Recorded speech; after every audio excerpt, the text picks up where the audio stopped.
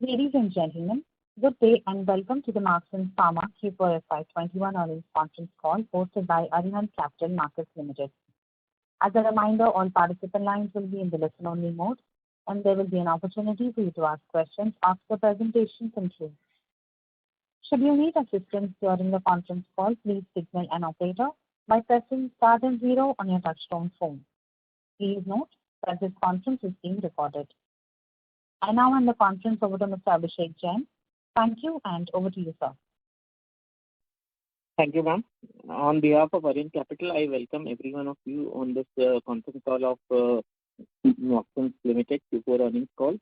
I would like to now hand over the management for the opening remarks. Mark, sir, please.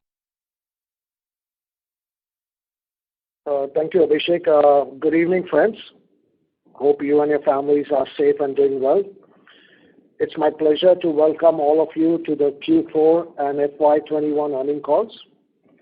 I'm pleased to be addressing the investors on the financials for the quarter and year update and the outlook going forward. Our company has had a challenging but yet rewarding quarter. Adapting to a pandemic is something no one anticipates, but yet it's necessary in order to survive and succeed. We've conducted our business with determination in the face of a lockdown being reimposed in several states in India, but at the same time, we have put in place adequate safeguards to ensure safety and minimal disruption of people and good movement. Marksans has had a unique business model compared to the other peers in the sector. Unlike other companies, our focus is into the Western regulated market space, which are tough to enter from a regulatory perspective. The United States and the United Kingdom generate around 85% of our revenue, while Australia accounts for about 10%. We have production facilities in India, United Kingdom, and United States that produce a wide range of dosage forms, including tablets, sustained-release tablets, liquids, ointments, soft gels. We provide therapy to a wide range of lifestyle-induced problems. All these contents have been included in our investor presentation, which has been uploaded. Our continued investment in our subsidiaries gives me confidence that this is just a beginning and there's more to come. As stated in the previous quarters, we have achieved a revenue of 1,376 crores for the full year. We have a strong business strategy and a module that will enable us to grow in the coming years, and I'm confident that our company will reach our next milestone of 2,000 crores in the next few years. With this, I'd like to turn it over to Jitendra, our CFO, who will give you the brief update on financial before we begin the Q&A. Thank you. Jitendra? Thanks, Mark. Let me start with quarterly highlights. Revenue from operation for the quarter was rupees 330.2 crores.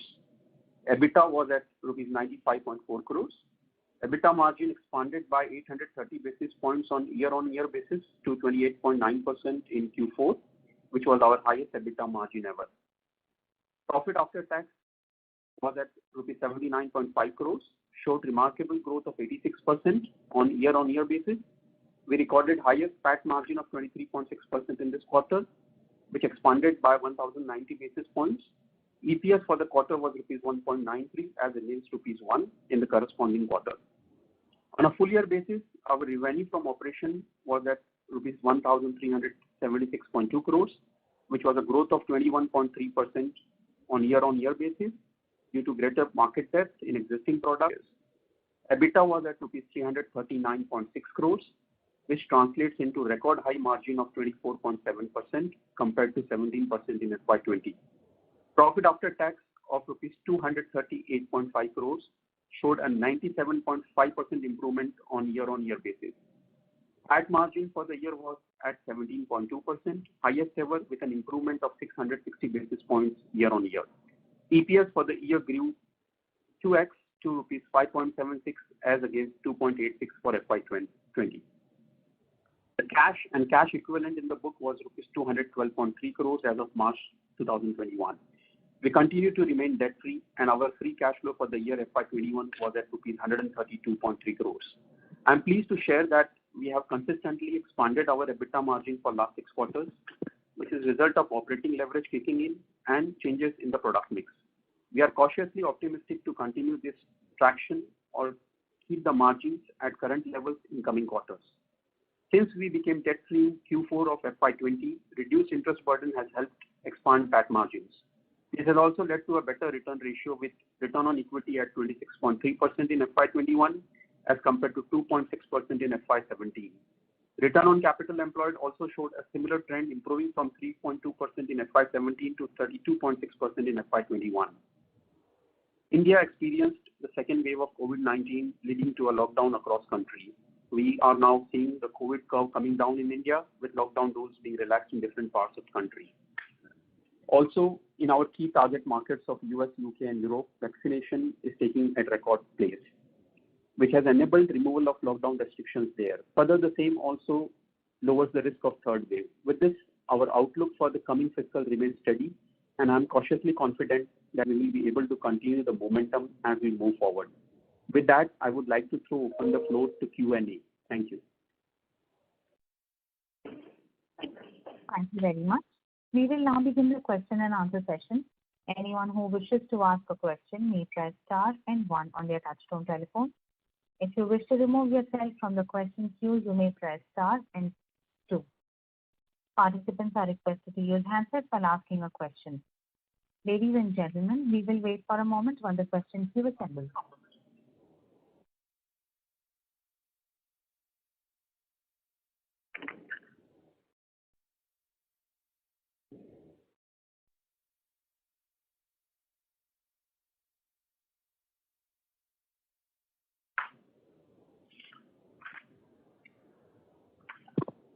The first question is from the line of Ridesh Gandhi from Discovery Capital. Please go ahead. Hi, sir, and congratulations on your numbers. It would be great if you could just highlight in terms of the growth of drivers you guys are looking at to effectively reach the 2,000 crore aspiration, and how long you would expect it to reach that in, and also effectively if these numbers are is it sustainable into FY23, or if there's any benefit which we have because of actually kind of this COVID. So basically, we have not enjoyed any unusual benefits in COVID. Obviously, lift up of medicinals have been much higher than the normal, but otherwise there is no one-off benefit that we have seen coming out. While there are certain molecules which did better, but there are certain molecules which didn't do better.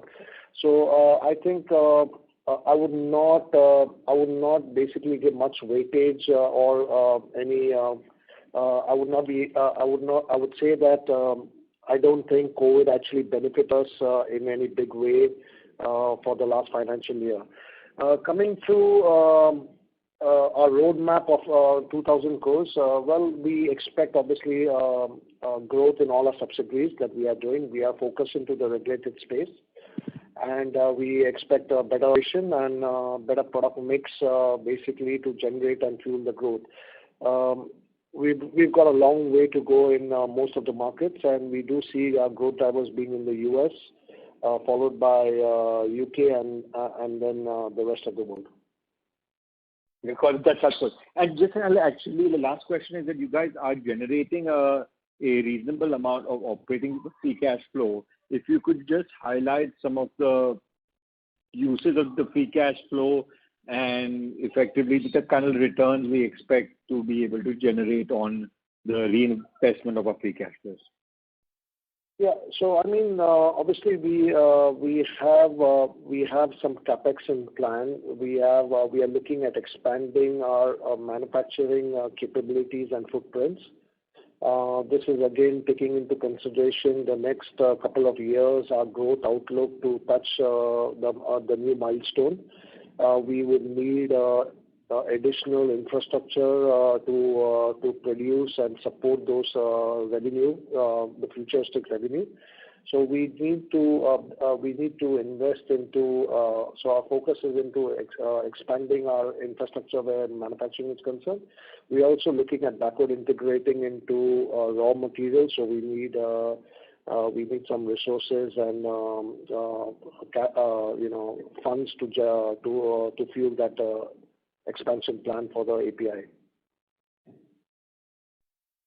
And you guys will be announcing the capex plan also soon. Is that on the drawing board? I think we have already mentioned that in our investor presentation, and we have obviously the plan. We have put nearly 200 crores within the next couple of years to be invested into infrastructure and capex, and that will be partly, organic capex in terms of manufacturing facilities or acquisitions. It may include both, whichever gets us there faster. But we are looking at presently we are looking at expanding our manufacturing capabilities and infrastructure. Thank you, and all the best. Thank you so much.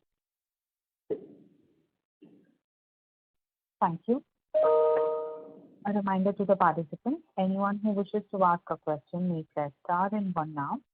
The next question is from the line of Venkat, Organic Capital. Please go ahead. Hi, Mark. We have practically nothing to complain about in terms of performance, but I do have a comment to make. On a free cash flow of over about 150 odd crores, and after earning over about 6 rupees, if the distribution is of 10 paisa and 25 paisa, etc., it smacks of a little bit of a tokenism. It's not as though dividend in our hands is any better than in your hands. But the numbers will not look good. What are your thoughts? So we had this. We had a internal discussion with the board when we declared our dividends or what we are planning for this particular year. The dividend guidance that we have given is a general guidance based on the free cash flow basis. But obviously, year to year, the dividend will be discussed, will be decided based on performance and actual.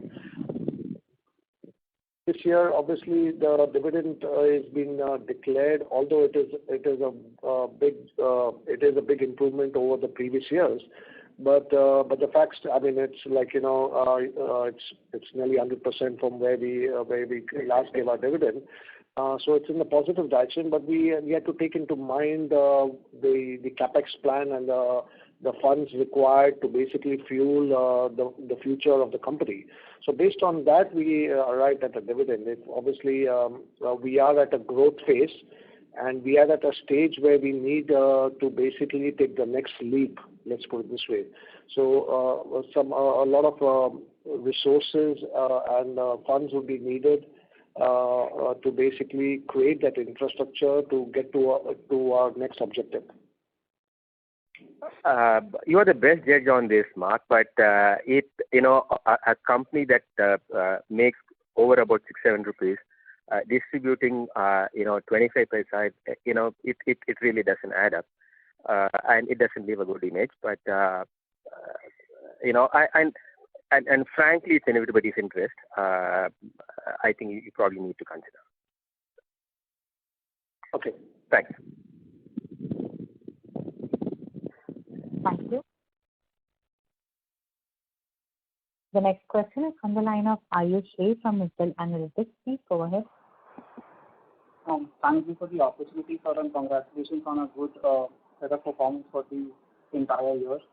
So my first question is, on our pain management division, where we have seen an exponential growth in FY21 of around over 70%.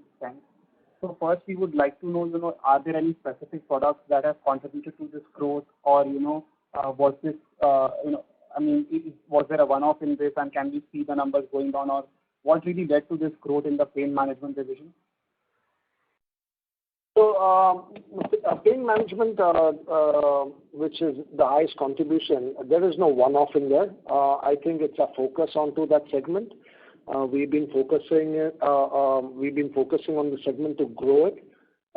It is a strong segment that we have penetrated into the market with. So just to answer your first point, that there is no one-off out there, and it is quite diversified in terms of the portfolio. So I do see this segment basically leading the rest of the portfolios at all given stage in the next at least 2 to 3 years. We'll always see the pain management segment contributing substantially to the company's revenue. And so what would be the key products in this segment, if you can name a few? The key, there are quite a few products starting from diclofenac to ibuprofen to paracetamol. So there are quite a few products that basically fall in this segments, including some gels that we are launching for pain. But again, it is related to pain. And just to follow up on this, we can assume that most of it would be from volume growth and not just realization growth? Yeah, they are volume growth only and market share, basically. Right. So the second question would be that, like you had mentioned that your focus is on this segment, but that has led to, degrowth in 3 of our segments, if I can put that way: cardiovascular, cough and cold, and anti-diabetics. So your thoughts on that and how the company is thinking about these divisions as well, because we had a good amount of revenue share from these divisions as well, and they have degrown quite a bit in this financial year. Again, this I think is just a phase. Basically, I would not say that we have degrown to that level. It is again a matter of traction. It is a matter of market penetration into certain segments. And obviously we have to look at price erosion also that takes place in certain segments that basically give you the end value. So it is a mixed basket. So I would not put much stress. I do believe that these are sustainable numbers and these will only improve in the years. But obviously, in compared to pain management, the pain management will always be in the forefront. We do not have a huge portfolio on cardiovascular, so we would not. I would not say that cardiovascular is going to go ahead of the pain. But I do believe in sustain. I do believe it will sustain, and it may show improvement from here on. All right, that's good. Just one last bookkeeping question to Jitendra, if you can take this one. So we see a lot of variability in our expenses. So if you see, our employee costs have gone up sequentially, quarter a lot. Our other expenses have gone down a lot, and then depreciation has always been a concern because it keeps jumping up and down. So if you can throw some light on these 2 line items and how can we see them shaping up in the coming year? So hi Ayush, this is Jitendra here. I will reply to this question. Employee cost increase in Q4 was mainly on account of increments which we have given, and also the incentive given to the management team out in US, UK, and India. So it is function of both increment and some incentives. Yes, the quarter-on-quarter employee costs have increased. Because of the growth and expansion, we have we are adding more people into our payroll. So that is also another reason. We have also started API division, in Q4, wherein we have got few employees. They have also added to the number. So basically, this is a result of all these initiatives. Your other question was, with the other expenses, which basically have shown a decrease in Q4. Actually, there is as such no decrease. There is a bit of reclassification here. We used to add freight expenses in other expenses. Now we have bifurcated freight into freight inward and freight outward. Freight inward expenses we have reclassified into the purchases element, which has gone into gross margin side. And freight outward expenses are continuing as other expenses. So in Q4, there was a figure of around 28 crores, which has gone in a purchase figure as freight inwards. answer your comments on depreciation? Depreciation expenses, actually, this is because of change in accounting policy of amortization of goodwill.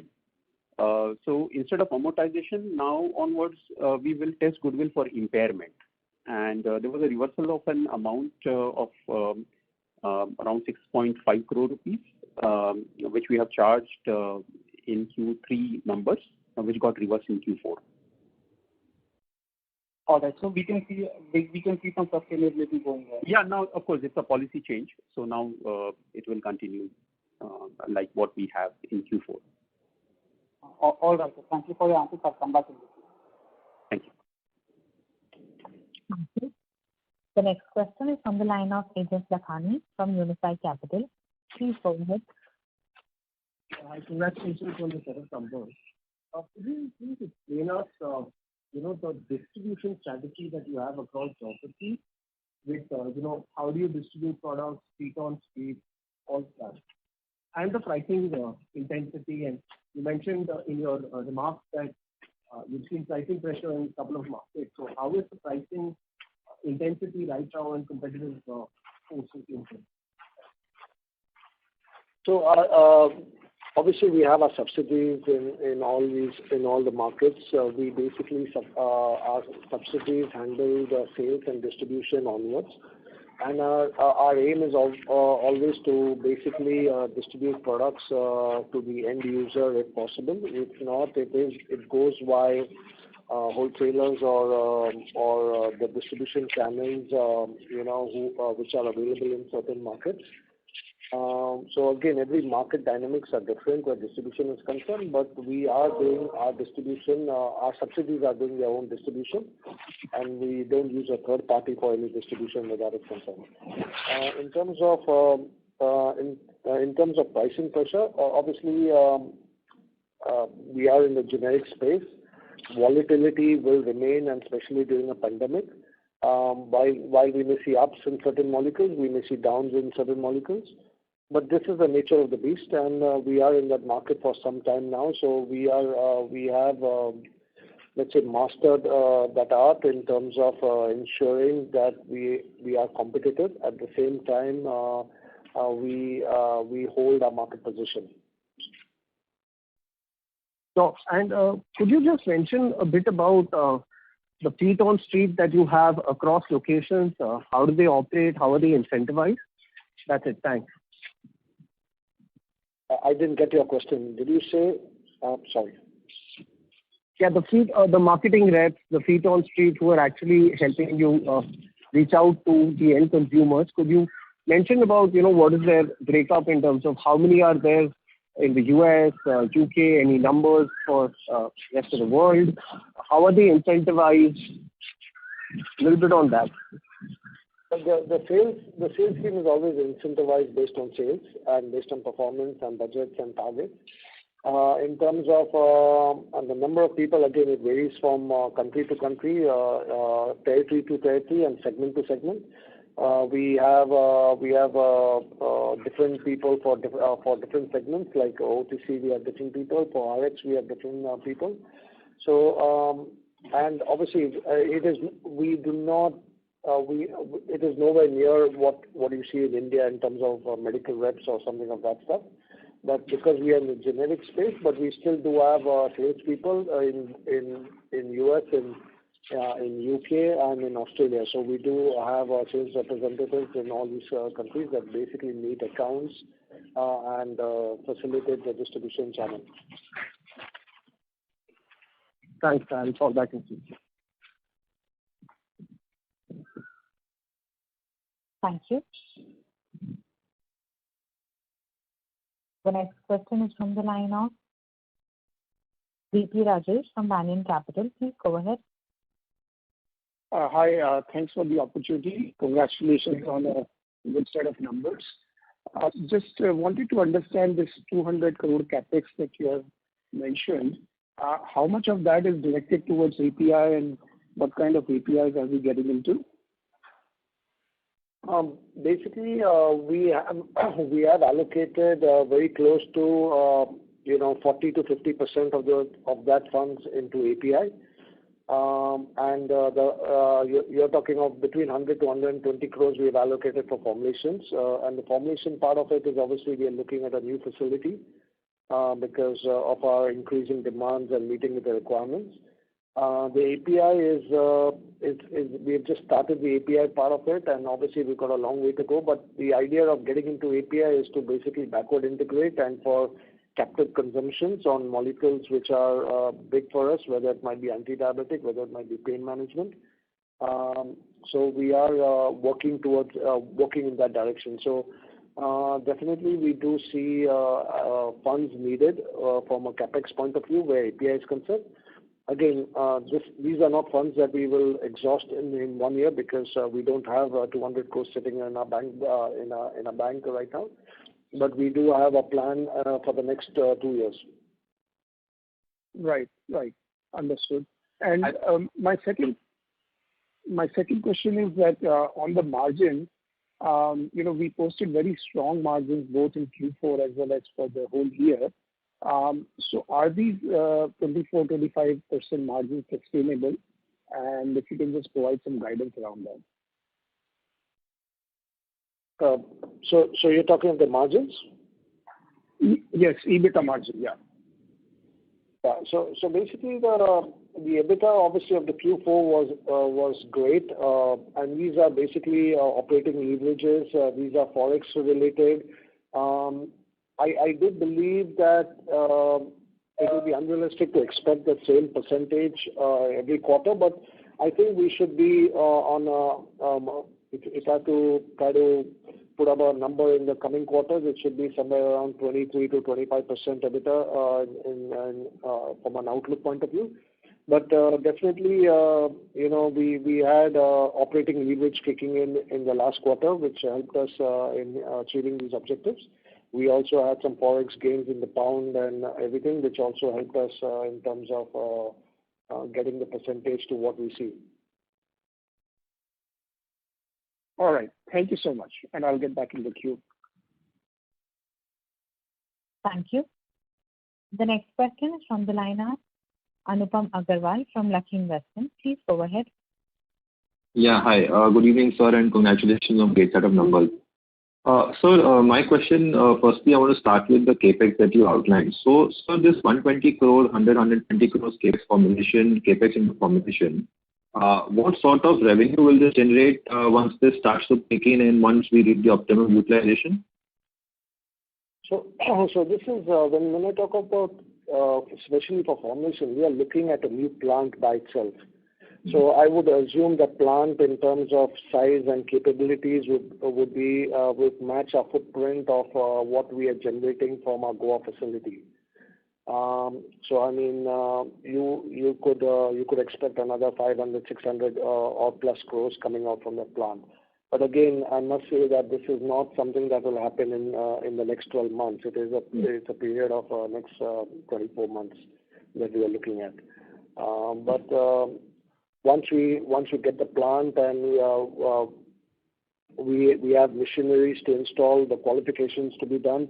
So it's a lot of work, and in pharmaceutical you got to invest today to see returns after 3 years or 2 years or 3 years. So it is all about we are at a stage where we want to basically rule our growth beyond 2 years. So that's where the investment requirement is there today. Right. So when will this plant commission, and by will it take 2 years to optimally utilize it? So I mean, the commissioning of a plant, it just depends on the progress, and obviously COVID does not make things easier. So we are looking at what is the fastest way to facilitate and to basically ensure we complete our objectives at the earliest. So I mean, it could happen in a year, it could happen in 2 years. So it's difficult to actually give a accurate timeline where that is concerned. But we definitely would get into an expansion mode into a new facility that we are planning to get into. So I'm hoping within the next 12 months to be aggressively optimistic, maybe next 12 months. But otherwise, on a worst case scenario, we're looking at 24 months. Okay. Okay. And sir, So just to rephrase my question, so basically this capex is to help us grow beyond 2,000 crores, or this is to help us to reach 2,000 crores? Both. This is to both, to ensure that we touch 2,000 crores, as well as, we don't want to do a fine line walking, so we are looking, but the capacity that will be available will take us beyond 2,000 crores. But it is something that it will help us to facilitate towards the fag end of getting us to 2,000 crores. Understood. So second question on the API. We are going into backward integration. So just wanted to understand some color on gross margins. We've done about 57% with backward integration into larger molecules that we are present in. What kind of cost savings can we do, and what is the sort of gross margin we can achieve on after we backward integrate into these molecules? Hi, Jitendra here. And Anupam, it is a bit too early to really comment on, how exactly backward integration will help us in terms of the cost savings. The broader idea definitely is very clear that this will definitely reduce our costs. How much? I think it's a bit early to really comment on this. Understood. So obviously the idea of backward integration is also to ensure stability in supplies and less volatility. So definitely from a positive angle, at least predictability will be there as to no surprises of cost going up or something of that stuff. So we basically to control cost and to ensure less volatility is there in your P&L. I think that's where the backward integration is going to add value as on today. But in terms of absolute bottom line value addition, that will obviously, when the project gets completed, we'll come to know exactly where we will land in terms of cost saving. Right. So just a clarification on your comment you made that we may go into organic capex or an acquisition. Can you give some color as to what sort of acquisition are we looking at? Is it going to be in the same focus area that we are present in? Which markets is it going to be? Some color there, please. No. So that I was meant for infrastructure, like manufacturing plant. We may go greenfield, or we may acquire a manufacturing plant. I meant from that angle. Understood. Last clarification, Jitendra sir, you mentioned about depreciation maintaining at 1.5 crores per quarter, or is it? No. See, it is basically the average should come to what we had in Q3 as such. So there is a reversal basically for the first 3Q accumulated figure.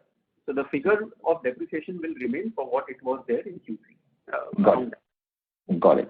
And so lastly, I would definitely close my comment saying that definitely we have a good cash flow generation. So consider a good dividend or a buyback if at all there is a possibility. Thank you and all the best, sir. Thank you. Thank you. The next question is from the line of Viraj Mahadevia, an individual investor. Please go ahead. Congratulations, Mark, Jitendra. Excellent results. I was keen to understand a little bit more about your API strategy, particularly the plan to file DMS that you've already done and plan to file 7 more DMS over the next 2 years. Are we planning, given that we don't have our facilities just as yet, are we having them contract manufactured elsewhere? And what is the benefit of this approach? Is there a cost benefit or the ability to transfer those DMS to your new site as you have it? So first thing, obviously we have got into API. We are looking at API relatively new recently. We have started the R&D part of it. The R&D, we are talking of lab scale up, the validation part of it.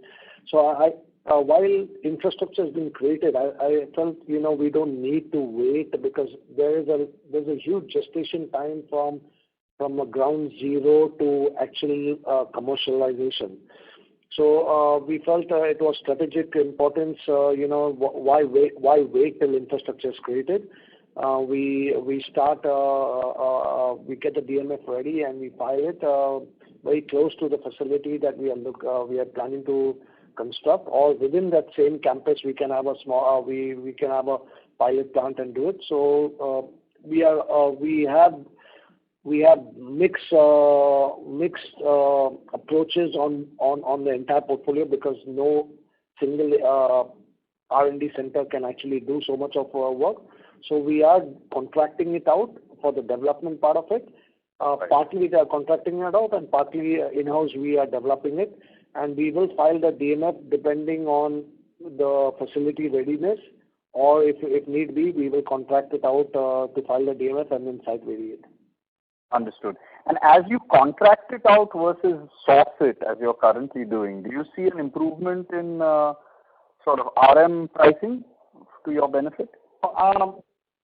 The idea of getting into API, obviously we do want to have, we do believe that there will be an improvement in the bottom line. We can't quantify. Obviously, the volatility is very high in the last 12 months. But the idea of getting into backward integration is basically to have stability in supplies, less dependency on China or volatile markets. Basically, again, to basically have a much more dependable supply to fuel our formulations, and in a way, when there is predictability and dependability, then definitely it gives you some stability in the P&L and the profitability. Now, if it in terms of improvement, obviously it all depends on the timing of what the chemicals cost and all at that particular time is. But we do see, we do believe that it will add to the bottom line, but we can't quantify it right now. It's too early to quantify. Understood. Your gross margins have improved meaningfully, and you mentioned, Mark, there's some one-offs, including currency, etc., or forex gains. What do you think are the stable gross margins? 58 to 60%? Do you think going forward are possible? Yeah, hi, Viraj. Jitendra here. Go ahead, Jitendra. Okay. I think to be reasonable, anything we are looking at 55 plus. I would like to say 55 plus could be a reasonable task, to see a gross margin. So it could be anything 55 plus above. Understood. But given that you've done 60 plus in the last 2 quarters, UK is half or 40% of your revenues, and UK currency versus INR has strengthened massively. So you will continue to have the tailwinds there. Dollar is stable. So I'm just trying to get a sense of, I guess 55 plus is acceptable, but more likely, given that you've done 60 to 62, can we see a 58 to 60 going ahead? Because that has a big bearing on your operating leverage and your EBITDA margins then being north of 25%. So operating leverage will kick in, but predictability, most of our revenue comes from the export market. So predicting foreign exchange, global scenarios is very difficult.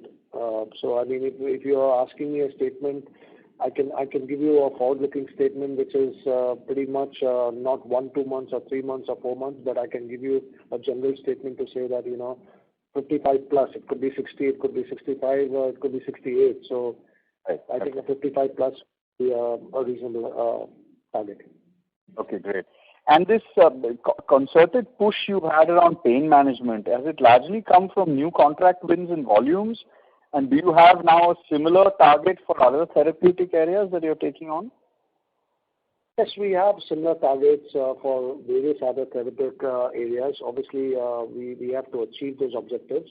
Pain management is something it's not something that we have achieved overnight. It's something that we have been working on, and we have nurtured it to see the success today.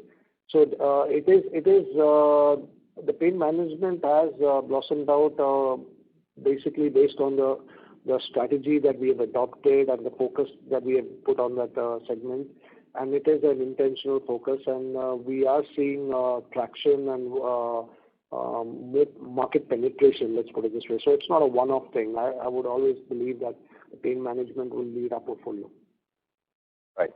And as some of the other attendees have mentioned, given your capex of 200 crores for the next 2 years and your current cash balance of 200 crores, which is only going to grow from here with steady performance, you're more than covered to fund your capex for the next 2 years, and you would have spare cash. So, any kind of buyback or dividend would be much appreciated from a shareholder's point of view. Definitely. We always discuss this. We are always contemplating on that. We are not averse to it. And again, based on the free cash flow, we will definitely consider that. Great. All the very best. Thank you. The next question is from the line of Pawan Kaul. Please go ahead. Hi. So on your new the new capex that you're planning, just want to understand in terms of the therapy mix, would it be the same that you're planning on with your new the formulation facility that would come online in a couple of years? And which regions would you kind of target? Would it again be the same, pushing into the same region? Yeah, the formulation plant that we are targeting is again in a solid oral dosage form. So yes, it is in the same segment of what we have, because that's where our demand is, that's where our focus is right now. So we are basically in the formulation looking at solid oral expansion. That does not mean that we will not diversify. We will have enough space in that facility to tomorrow expand and diversify into a different dosage form if need be. Obviously, we have a 5-year plan to basically get into different dosage forms too. But as on today, the capex that has been allocated is for to meet our increased demand of formulation in solid oral dosage. The markets that we are present today are the markets that we are strong into. There will be expansion of markets and geographies, and that will again, the new capex of the new formulation plant will help us to service or to cater those increased demands. Okay, got it. And one of the, if you could comment on the position or the competitive position that you have in the UK market. If I understood correctly, in the last kind of year, you could take a tentpole position for one of the products in the market, where you replaced the competitor because they were kind of out of stock in the market. So how do you see the UK market trending over the next kind of 1 year? Do you see the competitive positioning being the same? So the UK market is highly competitive, but we have evolved as a company. We've got over 130 odd market authorizations in the UK, and we are growing every year with new product portfolio. So we are quite diversified in terms of dependency and reliability of a single molecule. Yes, maybe a year or 2 years back, it might have been that case, but today we, as a company, we have got a very diversified portfolio in UK. So we do see the numbers maintaining of the sales and the traction, but we also see new revenue being generated from newer molecules being approved, and that gives us confidence because we are investing into that market, and even as we are growing, as it is doing well for us, we are still investing, and we still have a 3-year plan to take it to new heights. Got it. And coming back on your API expansion, I just want one clarification. So you mentioned the raw materials, the stability of prices and improvement in gross margins being the rationale for the capex. So I want to understand, so the volatility in prices is actually being caused by the KSM that you kind of procure within the API. So what kind of portion of margins would you capture when you kind of backward integrate? Because even with the backward integration, you would still have to be faced with the brunt of the volatility in the KSM prices, right? Yeah, so we are planning, obviously, when you get into API, you will get into API from the KSM stage by itself. We have seen over over the past 3 years, the volatility in supplies, because we are into formulation, we have contracts, we have commitments. The volatility into supplies has gone pretty much out of control. And this is basically more fueled by the China and the various policies that evolve from that country. But obviously the world is taking the brunt of that. So we would like to basically be less dependent on external factors and be more independent. And that was the main aim of getting into API. It is basically to secure the molecules which are strong with us and basically to fuel our objectives and growth.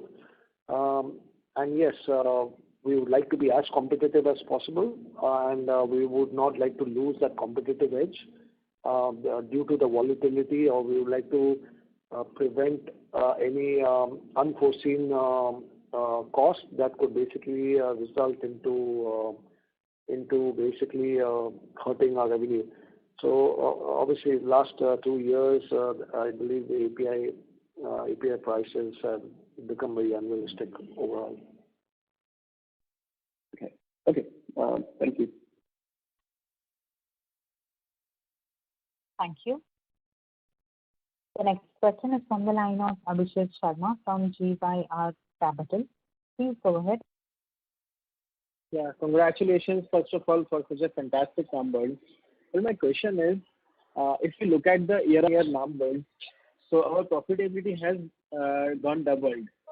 But when I look at the cash flow, so our cash flow has gone down. So earlier in 2020 it was 210 crore, and this year it is 179 crores. Now, if you look at the cash flow from operating, major amount has been allocated towards inventory. So is it something like inventory which is getting piled up? Because even in inventory turnover, it's gone down little bit. So can you just highlight over it? So hi Abhishek. There is no pile up of inventory as such. If you see the numbers for March 20, inventory was of around 242 crores, and in March 21 it has increased to around 400 crores. So we have to go back to March 20 number, and the March 20 number itself was actually on the lower side because there was a lot of panic buying in the month of March 20 itself due to the COVID in all our geographies. And March 20 inventory got depleted, so the number which is there in March 20 books was actually on lower side. Now we needed to build up this inventory level back to a safe level, wherein we can service our customers in time. So see, our business model is front-end driven, and we service our end consumers directly. In US, UK, we have to ensure that we keep at least 3 months of finished goods of inventory, and because it's a very cumbersome process of distribution, wherein they keep placing orders every week, and we need to ensure that we deliver without any failure. Otherwise, there are penalties. So we need to maintain a level of inventory of at least 3 months of finished goods at all these geographies. So this is definitely one of the area where our inventory levels have gone up. So in this last year, of course, due to the COVID-related challenges in logistics, the shipment times have almost doubled. There were a lot of congestion at the port levels. The products which we were manufacturing from India and shipping to UK, US, earlier they used to take around 30 days time to reach. Now, they have started, over 50 days to reach. So that's another reason we need to have a safety stock, at these locations. But at raw material level also, the supply situation was, bit volatile, and we needed to, have sufficient level of inventory in the system. So, yes, inventory levels have gone up, but there is no pile up. And of course, these levels will continue. In my last, Q3 con call also, we have estimated our working capital cycle of around 120 days, and we are actually at 128 days in March 21. So I think these levels will continue. There is nothing there is no pile up as such. Okay, thank you. Thank you. The next question is from the line of Ronak Singhvi, a retail investor. Please go ahead.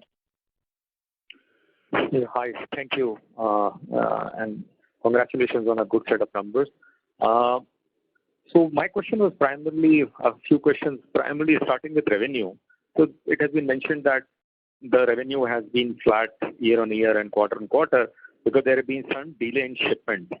So if you can know the value of sales which got delayed because of the shipment, it will be helpful. And also whether this quarter, the current quarter, which is Q1 FY22, whether there will be a spillover effect because of the spillover from the previous month and the previous quarter, as well as growth in the current quarter. Will there be actually a bump up in the current quarter, which will again be a spillover effect? So, Ronak, see, actually, if you see our revenue growth in FY21, it was 51.6% as compared to FY20. So we have grown in terms of our revenue over last year. Now, coming to Q4 revenue, of course, there were few shipments which got delayed because of the logistical issues. Goa was under lockdown. We couldn't get containers in time. And so, but again, that value is not very high. I think that is around $2 to $3 million kind of value, which we would have got in March 20. So beyond that, of course, it is normal, business for us. Sure. So around 50 to 20 crores is that what you are referring to? $2 to $3 million, yeah. Sure. Thanks. And so and also there is if I see last 4 or 5 months, 5 quarters trailing growth, it has broadly been in the range of 330 crores to 360 crores on a quarterly basis. And what is the trajectory which you are expecting this month? And I'm just taking the cue from your last statement in the previous question that the 400 crore inventory is basically a 3-month kind of a revenue, which forward-looking revenue which you are seeing. So are we expecting somewhere the trajectory to go higher from like 370 crores to 400 crores in this per quarter on the revenue side? See, Ronak, we are looking at growth in current financial year also. And so definitely the revenue will keep growing quarter on quarter. So far as the inventory of 400 crore is concerned, it is the inventory of, it's the all inventory, including raw material, work in progress, and finished goods. It includes everything. Sure. So if you can just share the split of what is the finished goods and what is raw material and WIP? See, I think somewhere around 150 crore is on account of material, work in progress, and the balance inventory somewhere around 250 on account of finished goods. Sure, that's very helpful. Yeah. So also one question which is broadly around the API capacity expansion. A lot of friends have already asked a lot of questions around it, but I'm just trying to relate it to the last annual report. I just observed that only around 74 crore of foreign exchange expenses were made, which I believe would be primarily were they related to API imports or they were something else? And what is the percentage of imports in our APIs, or which are directly or indirectly related to the China factor? See, those 72 crore definitely count of API imports, and largely coming from China. And this figure basically I think is broadly I think around between 80 to 90 crore in FY21. And in terms of our overall, I think imports from China, percentage of API, I think we import around 25 to 30% of our API requirement from China. And this could include direct and indirect imports. See, I don't know about indirect imports. I'm talking about direct imports. Okay, got it. And with this API investment, what is the sort of, I would say, because our gross margin, which is basically the direct expenses, are around 600 crores in this year, which will be basically raw material. So what will be basically replacing from this API capacity as we go live? How much would be our own contribution from a internal API manufacturing facility, and again, what will continue to be a third-party dependence? Yeah, Ronak, see, we have already answered this question. It is a bit early right now on these numbers, because right now we have just started this process. We are in development, and actually in terms of the quantum, I think once we near our commercialization, then we will have a better idea, because the cost dynamics are pretty volatile right now. We cannot comment on numbers just for the sake of giving any number. Sure, thanks. So one is on the capacity utilization, the existing capacity, and I understand that we are expanding the capacity on the formulation side, and the revenue would be around 400-500 crores. What is the existing, all the facilities, what will be our max cap in terms of revenue generation? From what I could infer, would it be around 1,800-1,900 crores where we'll peak out or max out? No, it will all depend on the product mix, Ronak. And see, the current capacity utilization is around 70%. And how much we can go, again, it's a large factor of product mix. So really can't comment on exact number here. Thank you. We would request the current participant to please come back in the question queue for any follow-up questions. The next question is from the line of Anupam Agarwal from Lucky Investment. Please go ahead. The question is again about the earlier participant on capacity utilization.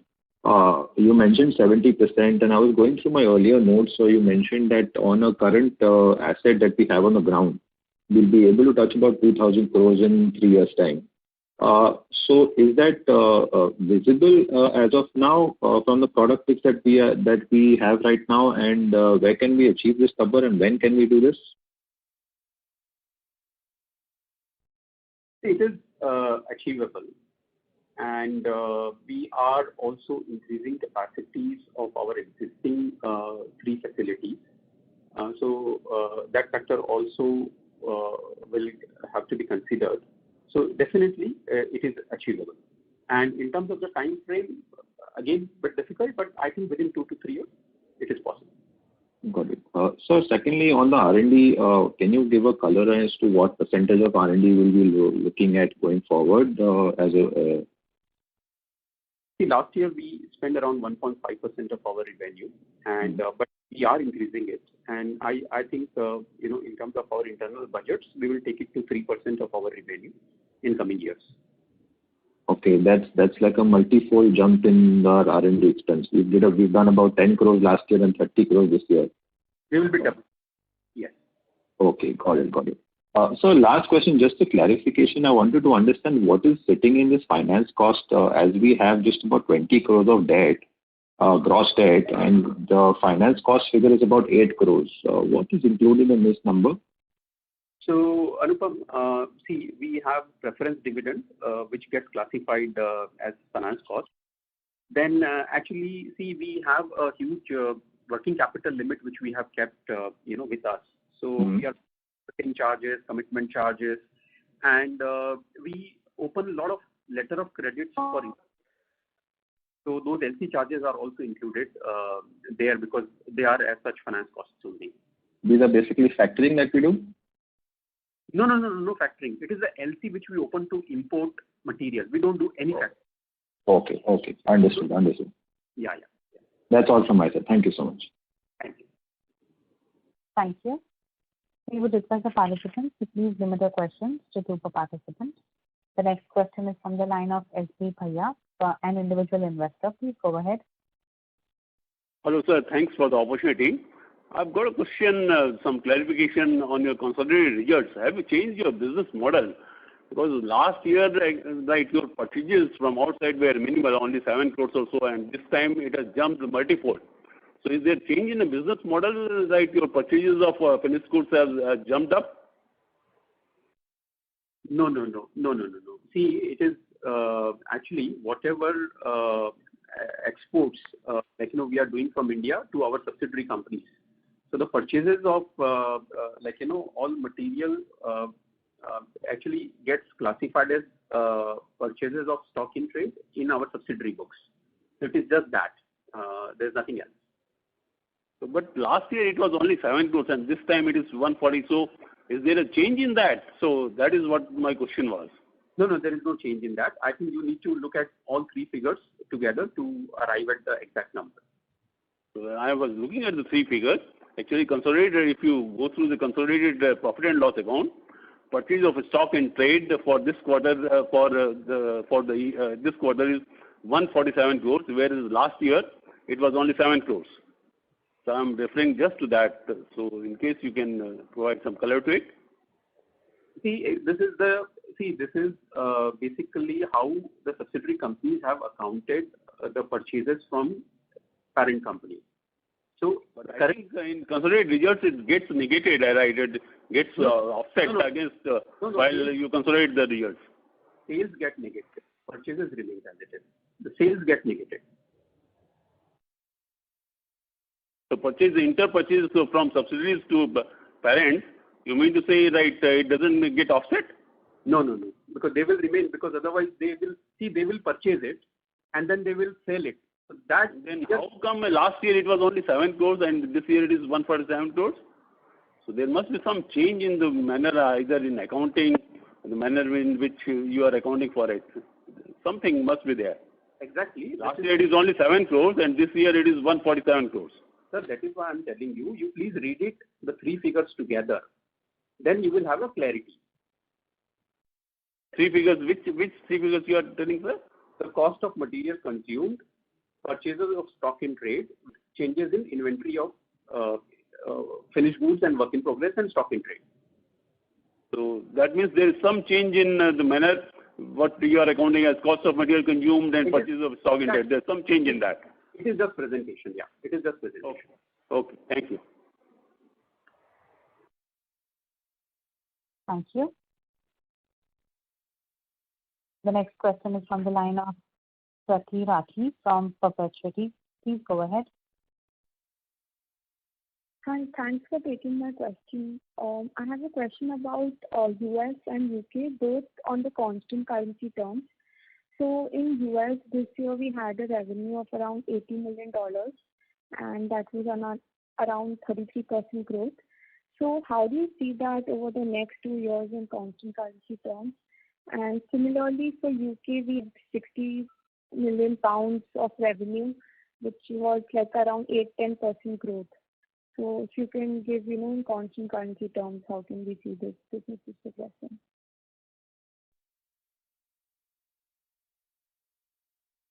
Krati, it will become a bit of forward-looking statement in terms of how much revenue exactly we will have. So we will keep growing. I think that growth momentum will continue. That much I can tell you right now. Okay, so what was the reason of a subdued growth in the UK region where we just saw like a high single-digit kind of growth in constant currency? The UK has grown by 14% year on year. And again, the focus on UK is on margins. We have improved our margins in UK. So I think rather than having a top line growth only without having improvement in margin doesn't make any sense. The focus in UK remains on bottom line growth. Okay, so all right, thank you. Thank you. We would request the participants to please limit their questions to one per participant. The next question is from the line of C.A. Devraju, an individual investor. Please go ahead. Hello, good evening, sir. I congratulate for the good numbers. And I just want to know about the plans about the free cash flow that is being there and where it is being invested?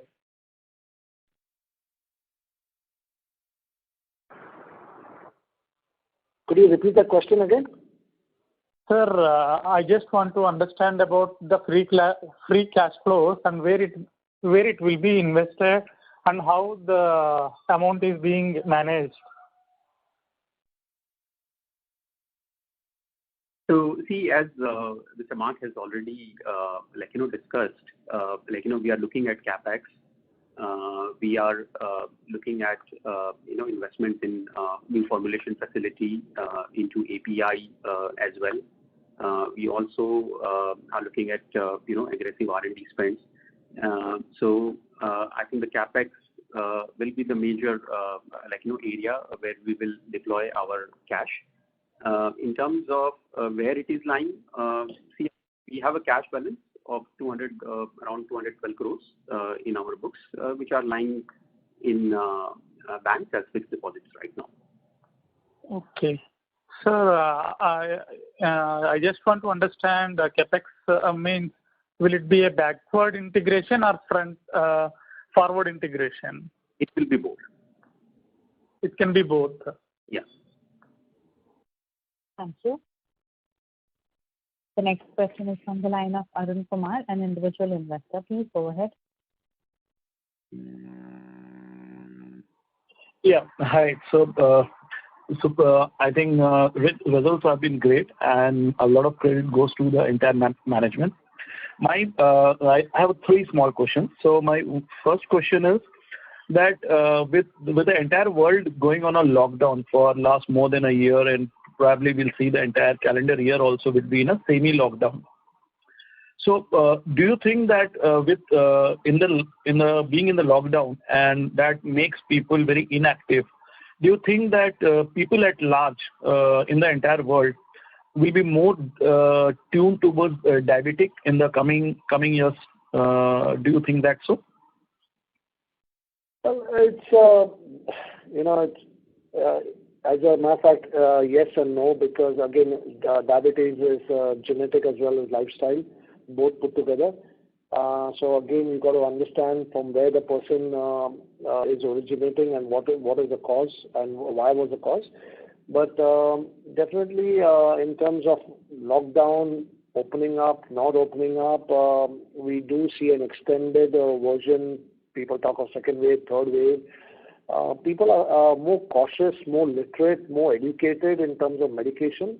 COVID has taken a toll on people with different ailments, and especially diabetes is highlighted out there in part of the issue related with COVID and the mortality rate involved with that. So people are ensuring they take the medications on time, and they should take it, and they also can ensuring they have enough stock of diabetic medication with them so that they don't run out of stock. I'm not very sure whether I've answered that question because it was a very broad question exactly because again it's difficult to know how the world will play out during this COVID times. Okay, so my next question is based on the response of the first question, that your revenue of last financial year to the previous compared to 20, you have grown by 21%, but your diabetic contribution, anti-diabetes, has degrown from 18.4 to 10.9%. So if we put that thing into numbers, so probably there have been a loss of 100 crores of business in diabetic segment in the last year. So is it what that people have become less diabetic, or people have become, they have taken less diabetic medicine, or probably as a company, there's some business losses there or something. Can you throw some light on that? See, we had a metformin recall in US during last year. And this was because of the NDMA content, in the metformin ER tablets. Most of the pharma companies had to recall their products. So it was just a temporary resulting into, so we had to readjust. We have worked on our processes, our formulas, and so that process basically there was a gap in between, wherein the sales have slowed down. So now it has picked up, and in this year we will do much better in anti-diabetic segment. Thank you. The next question is from the line of Pranav Gandhi, an individual investor. Please go ahead. Hi, congratulations on the quarter. Just one question for you on, you mentioned in your investor presentation that you had filed 23 ANDAs in the US. Could you update us on the process and how many new product launches you expect in the US this year? And also for the UK, you said you're working on receiving US FDA approval for your Southport facility. So what stage is that at right now? And if that approval does come, what impact will it have to the overall business? We are expecting 3 to 4 launches in US in this year, and we plan to file around 12 ANDAs in next 2 years. So far as getting our UK facility approved in US, we are working on that, and we are working on a large basket of RX liquid products, and it's a strategy which will pan out in coming years. So definitely that will help us in taking our UK sales growth to another level once we achieve that target. So it's an ambitious plan which we have, and we are working on that.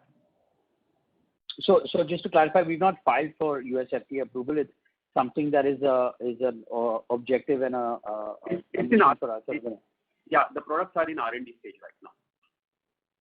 Thank you. We request the current participant to please come back in the question queue. The next question is from the line of Devesh Vakharia, an individual investor. Please go ahead. Yeah, congrats, Mark, on a good set of numbers. Do you... Hello? Yeah, go ahead. I'm listening. Yeah, do you have any revenue target for the current year? Well, all I can tell you is we will grow. I can't give you a projection, a short-term projection or a forward-looking statement this short, but we do have plans. Our business module does take us to 2,000 crores within the next couple of years. So that is something that we are working on, we are pursuing, and it's in play right now. But we can't give a outlook quarter-on-quarter basis or the next financial year basis. Okay, and is there some shortage on the raw material side of pain management molecules, as in for ibuprofen? Is there a shortage of raw materials or something? There's always a shortage in this pandemic. I think we have adapted. It's a new normal, I would like to put it. So there's always a shortage, if not in this molecule, in something else. Yes, there was a shortage in some of the molecules in pain management, but we have huge inventory, and that is part of why our inventory built up is also there, because we anticipate the pandemic issues, and we took calls to consciously keep good enough of stock and inventory so that we don't get badly impacted during these pandemic times. But yeah, I mean that's pretty normal right now. Thank you. We would request the current participant to please come back in the question queue. The next question is from the line of Suresh Agarwal, an individual investor. Please go ahead. Hello. Yes, hello. Congratulations. I want to ask regarding if the new facility which we are going to commence, it will take around 2 years, no? And in your press release, you have mentioned that the capacity expansion at US facility completed with addition of packaging and manufacturing lines, and in Goa undergoing capacity expansion for softgel capsules. So, what kind of capex we have incurred in both this expansion, and what kind of sales growth this expansion can give to the company? See, we have done CapEx of around 40 crores in these two facilities during last year. And that will, see, these are all additional lines are being constructed. So in terms of revenue, a bit difficult to quantify exactly, but definitely it will be a decent amount. And very nice. Okay. Payback period on these investments will be just less than a year. But this pump prices in the paracetamol, this is increased 2-3 times, no? So if we are also facing that hit.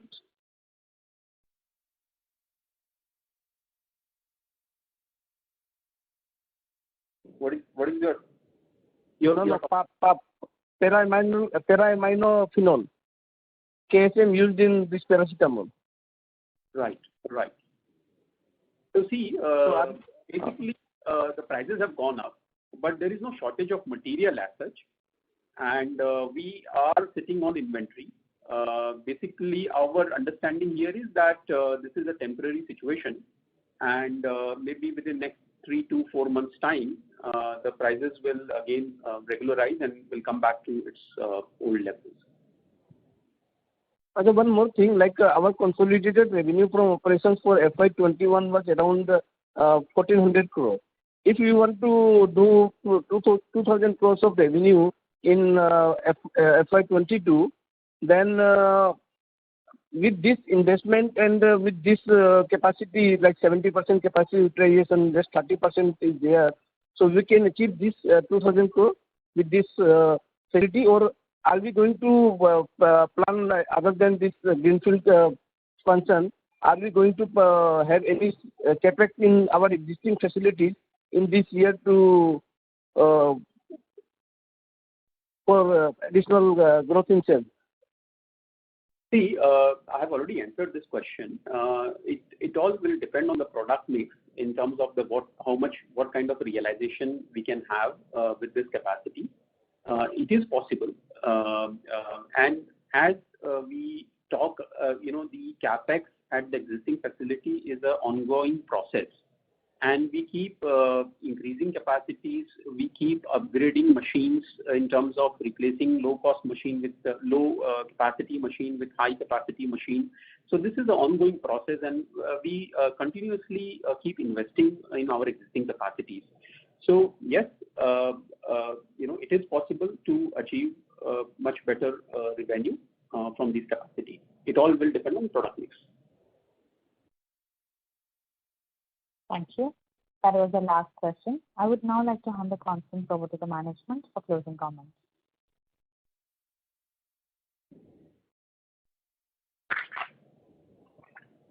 Thank you, everyone, and be safe. Thank you. Thank you.